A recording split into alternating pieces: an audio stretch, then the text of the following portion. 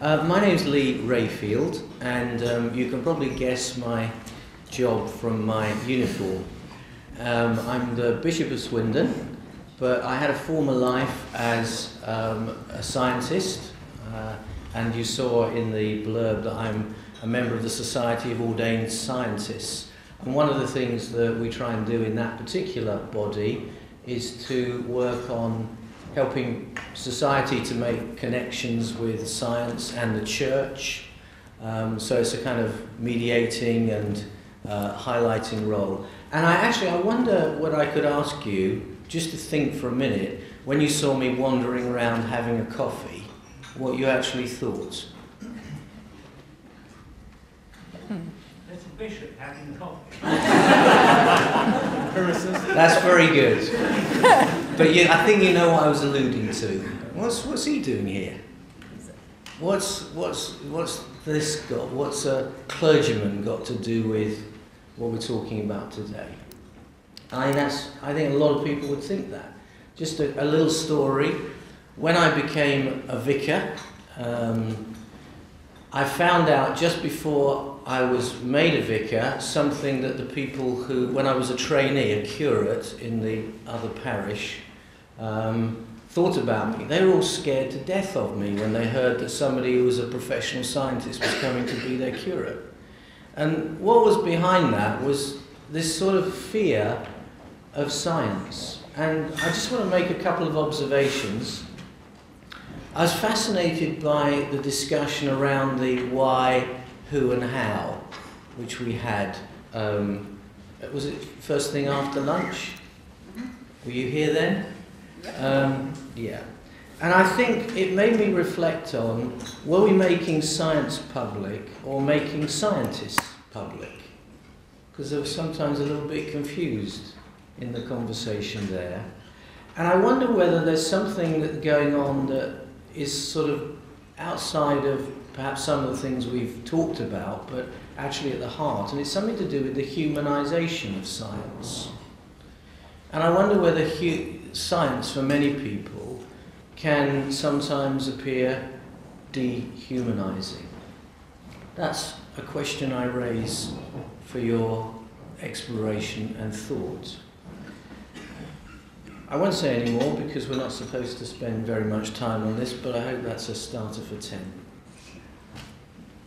Yeah, that gives me a good opportunity to simply continue, because I actually was struck this afternoon by the debate around making science public through making scientists public, and I was wondering about all the different kind of workarounds that were kind of proposed, and I was not so sure what this actually was about and what we are concerned with. And I think in that sense, is it that we would like that people like science, or is it about the contest of appreciation, or is it about really kind of getting into certain specific kinds of concerns?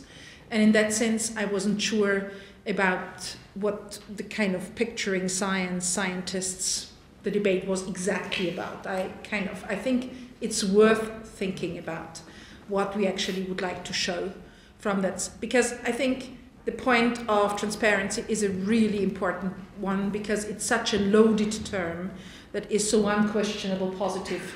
And just because when I flew here, there was a nice caricature on the Austrian newspapers, because we have a new transparency law, and then you saw the animal of our weapon, and it was completely empty. And it says that's transparency. So it's really in the sense that you don't see anymore what's really happening in, but you see through it. And because it is so the question is like, what does this kind of call for opening up actually? How far does it go? What do we mean? And why? The kind of values that we want to get at. And I think this is a really important thing.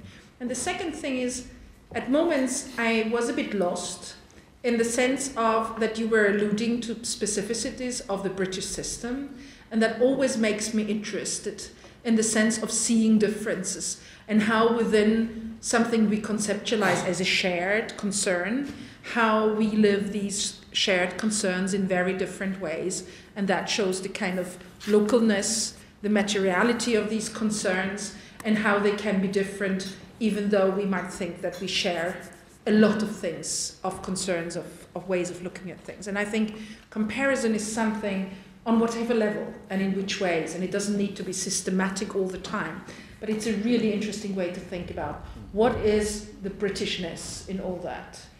And in a very serious way to think, what do we hold at and what do we think makes an identity in a particular way and a position towards science? And only then I think we can understand certain developments. Thank you. Is it on? Right. Hi, I'm Alice Bell. I'm a research fellow and head of public engagement at the Science Policy Research Unit at the University of Sussex. I've only been there a few months. Previous to that, I was a lecturer in science communication at Imperial College. I also blog about science policy for The Guardian, and I'm climate change editor of the New Left project. So I've got 3 points that sort of were my 3 questions at the end of the day, or things that I felt were a bit missing. First of all, this is a question I often ask myself. Despite the fact that I'm unusual in my my bachelor's is in science and technology studies, so it got me early. Does SDS have anything new to say at all, since maybe I was at primary school? It's all very complicated. It's kind of what I get from SDS, which is good, and maybe we should keep saying it. But if we don't really have anything more than just more elaborate ways of saying the same things, we maybe need to think about how we could say those things not just to each other, but to other people, and how we could put SDS to work. And I know, again, this isn't new, but we maybe need to put a bit more effort into thinking about that. But it's an ongoing issue and challenge, but I was still feeling that quite strongly today. The other thing was crowdfunding was mentioned earlier, and I think this is really interesting. I think I was prompted to think about crowdfunding a few months ago. I hadn't really thought about it before, and then a journalist rang me up and asked me what I thought, and I had to have a thought about it. And one of the things I thought was, well, we kind of crowdfund already through tax. It's different, though. And there's a way in which crowdfunding is offered as a reason to have a different kind of science-public relationship, or more public engagement with the science through funding.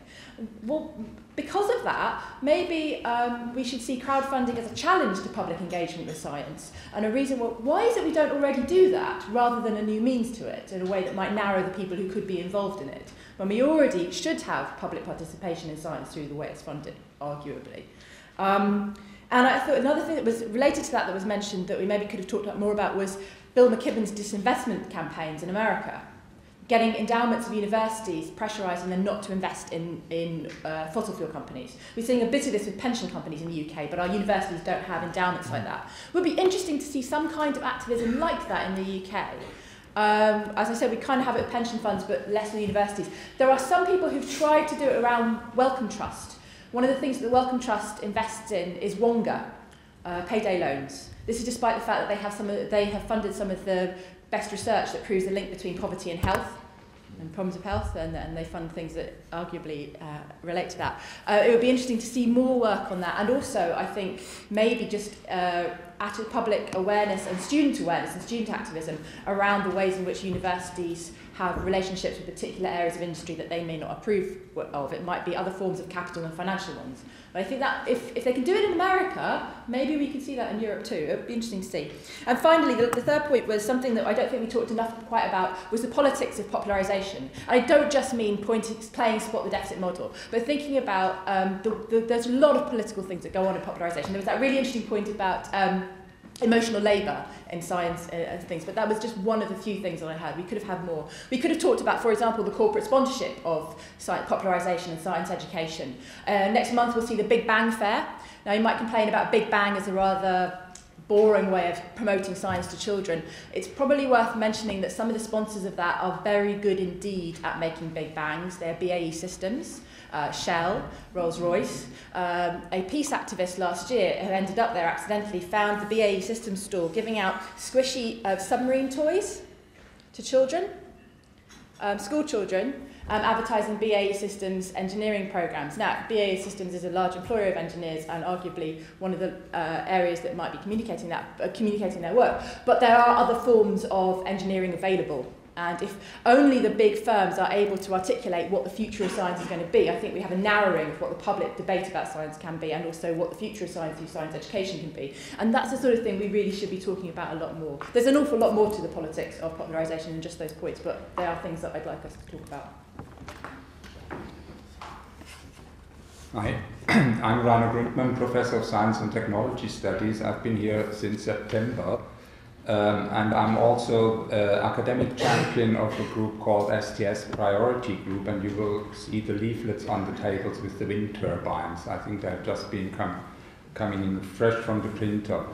I wanted to hark back to an exchange from earlier on between Warren and Steve about climate and weather.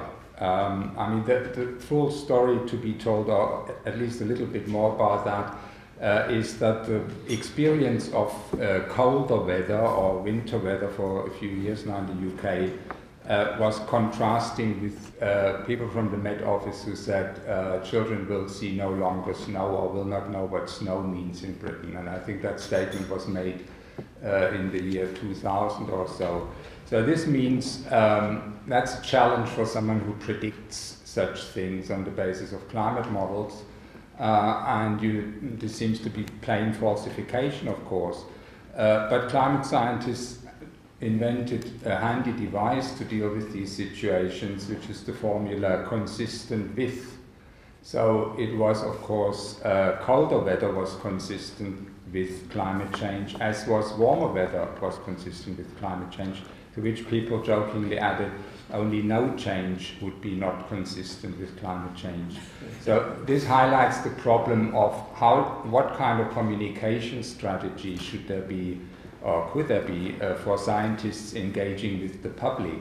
And I think this is where we probably need to think reflexively about the whole project, also making science public, because whenever scientists engage with the media, they sometimes don't seem to realize that there is an agenda and the logic of the media they will have to fit into. And the media operates according to many principles, but the two most important here are newsworthiness and drama.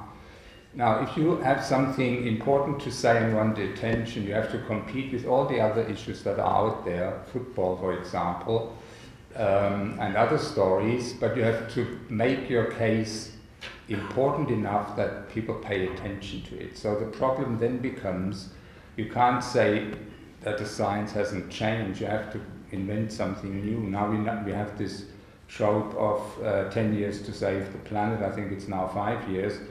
But the public certainly must have the impression that it's 5 minutes to 12, and this has been for the last at least 10 years, maybe longer.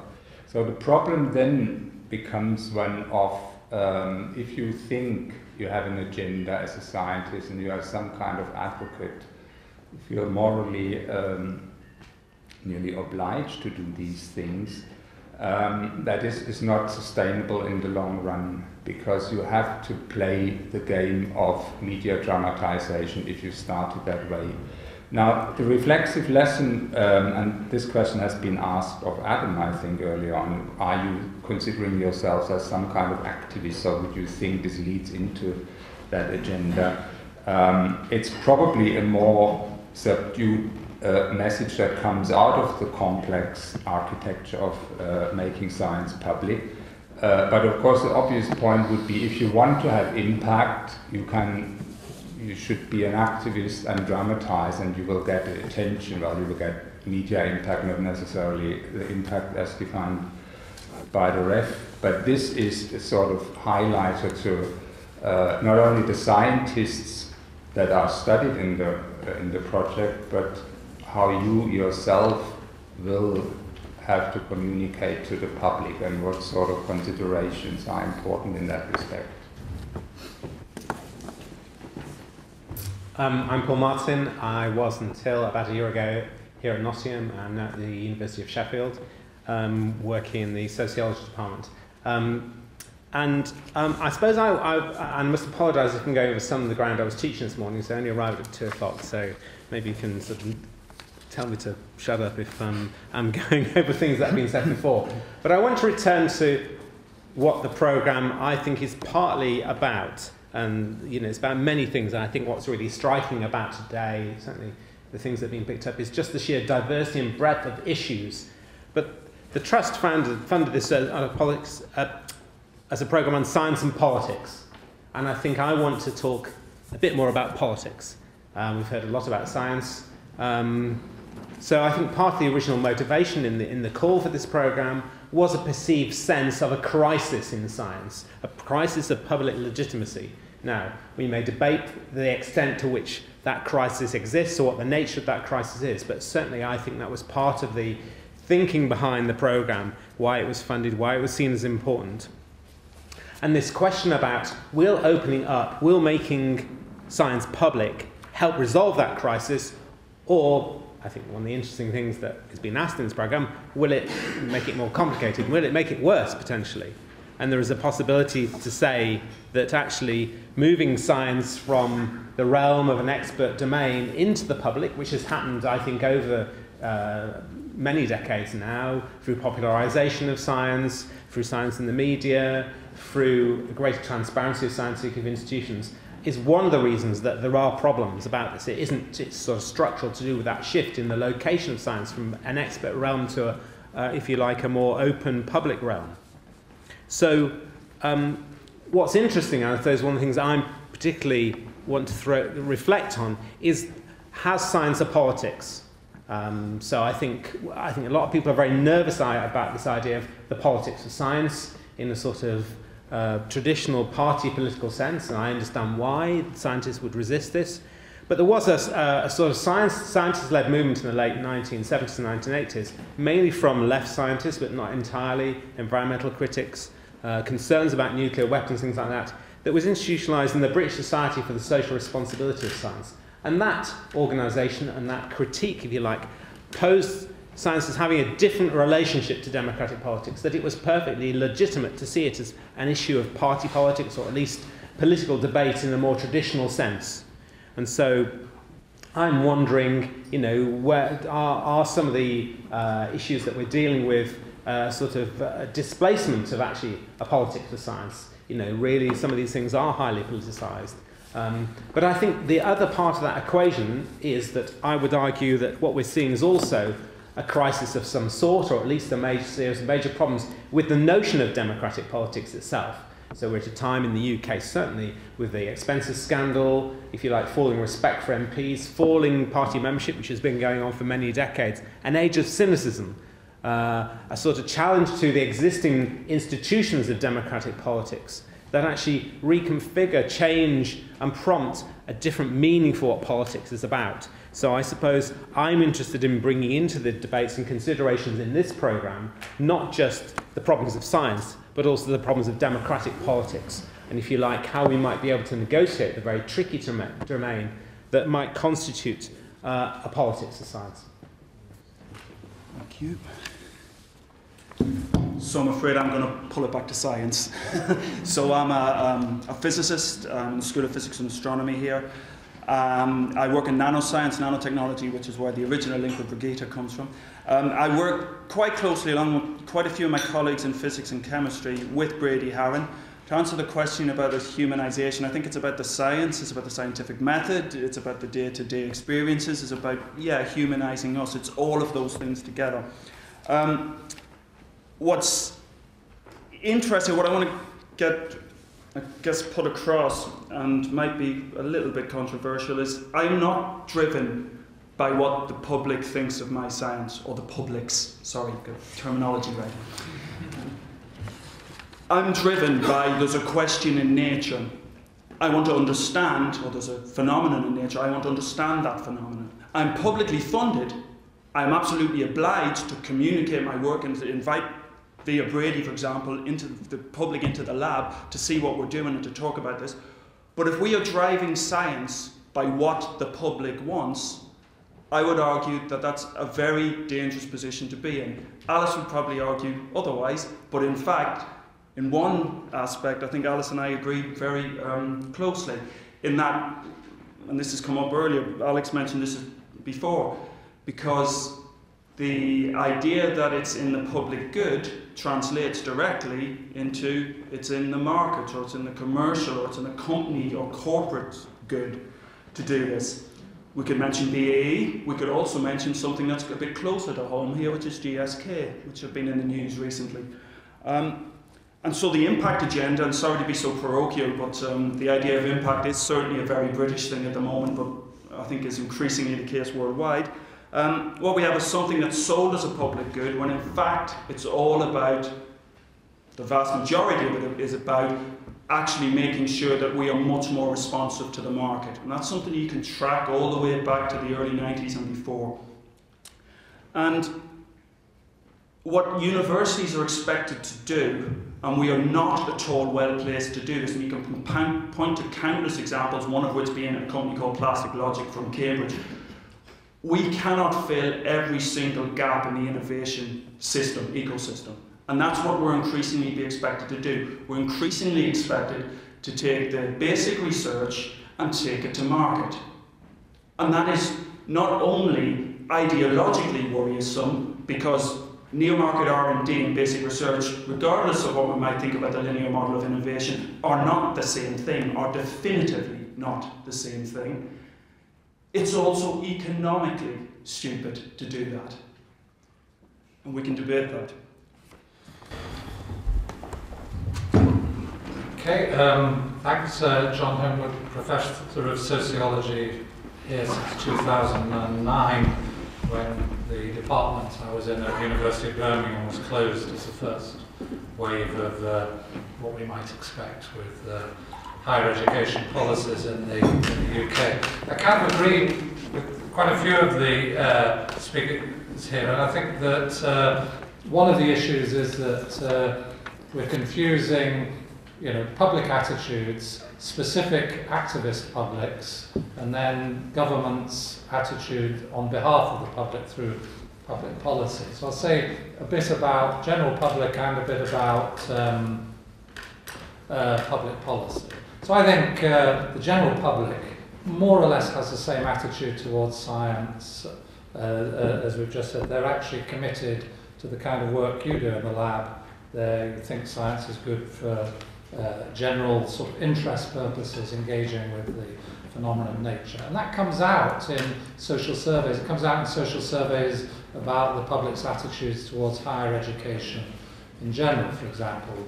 The public overwhelmingly supports the idea that an undergraduate education is about more than just preparing young people for jobs, and that getting a good job is not the primary purpose of higher education. So that's quite a secure finding within the British Social Attitudes Survey. But what there is a decline of an inclusive public interest in science and higher education on the part of the government. And I would include that as New Labour government as well as the present coalition government. So what is being pursued, I think, is a fairly exclusive approach to science and higher education, approach on behalf of large corporations and elites. I think that when there was talk of an inclusive public interest in science and higher education, we used to talk about a knowledge society. We no longer talk about a knowledge society, we talk about the knowledge economy, and the government talks about society in the service of the knowledge economy. And the things that Ulrike was talking about how the language of government reports across Europe shifts towards a perception that economic growth is everything that science can contribute, and what society has to do is adapt to the requirements of economic growth, is, I think, a dominant feature of government policy and thinking about science and knowledge more generally.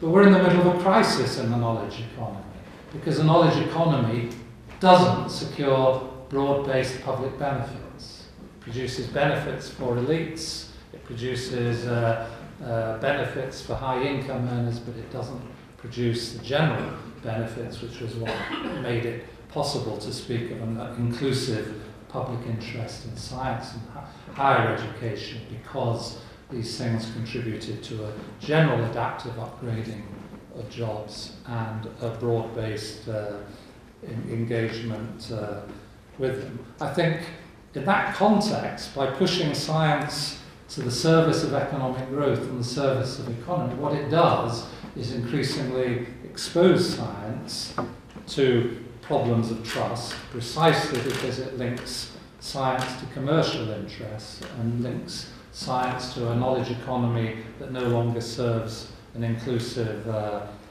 public interest.